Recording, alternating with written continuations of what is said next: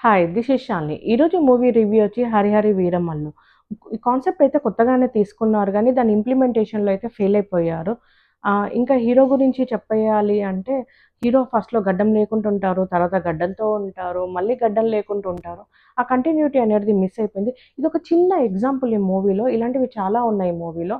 And ఇంకా heroine గురించి చెప్పాలి అంటే, హీరోయిన్‌కైతే ఇక్కడ ఒక రాజైతే ఉంటారు. ఆ రాజుని చూడగానే తండ్రేమో అనుకున్నాం గానీ, తండ్రి కాదంటండి. కాబోయే భర్త అంట. అంటే నేనైతే షాక్ అయిపోయాను. నేనే కాదు నాతో పాటు థియేటర్‌లో ఉన్న వాళ్ళందరూ షాక్ అయిపోయారు. ఇంకొకటి షాక్‌దైతే ట్రై చేశారు. అంటే ఒకటి హీరోయిన్‌దైతే ఒకటి చూపిచ్చారు. అదేం పెద్ద షాకింగ్ అయితే ఏమి అనిపించలేదు. కామనే అనిపించింది నాకైతే. షెడ్‌లో ఉన్న యాక్టర్స్‌ని అందరినైతే తీసుకొచ్చేసారు. చూస్తున్నప్పుడు అనిపించింది వావ్! ఇతనొచ్చాడా అనిపించింది.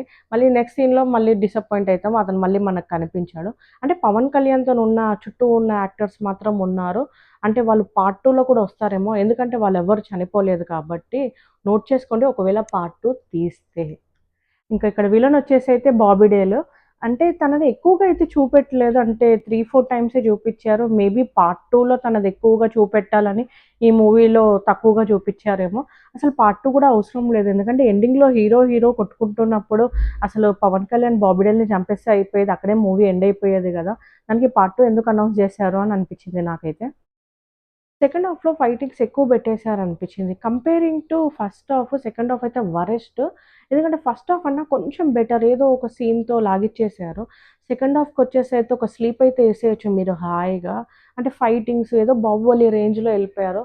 కొంచెం ఫైటింగ్స్ గనుక ట్రిమ్ జేసి కొంచెం స్టోరీ ఇంకేదైనా పెట్టుంటే బావుండేదనిపిచ్చింది. కానీ ఇగ డిసప్పాయింటెడే అండి. మూవీ అయితే అస్సలు బాలేదు. ఈ మూవీలో ఎవరైనా రెమ్యునరేషన్ తీసుకునే వాళ్ళు న్యాయం జేశారు అంటే మాత్రం అది 'కీరవాణినే' అండి. మ్యూజిక్ ఒక్కటే బావుంది. ఈ మూవీలో హైలైట్ అంటే మ్యూజిక్ ఒకటే.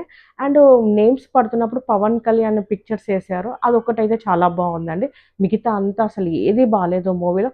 ఫస్ట్ నుంచి ఎండింగ్ వరకైతే అసలు మూవీ ఏది బాలేదు. నేనిది ఓటీటీలో గూడా రికమెండ్ జేయను. కానీ చూడాలనుకుంటే మాత్రం టైమ్ పాస్‌కైతే చూసేసుకోండి. థియేటర్‌కైతే అస్సలెళ్ళకండి. పవన్ కళ్యాణ్ ఫ్యాన్స్ మీకైతే తప్పదు. మీరైతే ఎళ్ళాల్సిందే. ఆఫ్‌కోర్స్ ఎళ్లి డిసప్పాయింట్ కూడా మీరవుతారు. పర్లేదండి. 'ఓజీ' గురించి ఎక్స్‌పెక్టేషన్స్ పెట్టుకోండి. మీ హీరో 'ఓజీతో' హిట్ కొట్టాలని కోరుకుంటున్నాను. Thank you so much.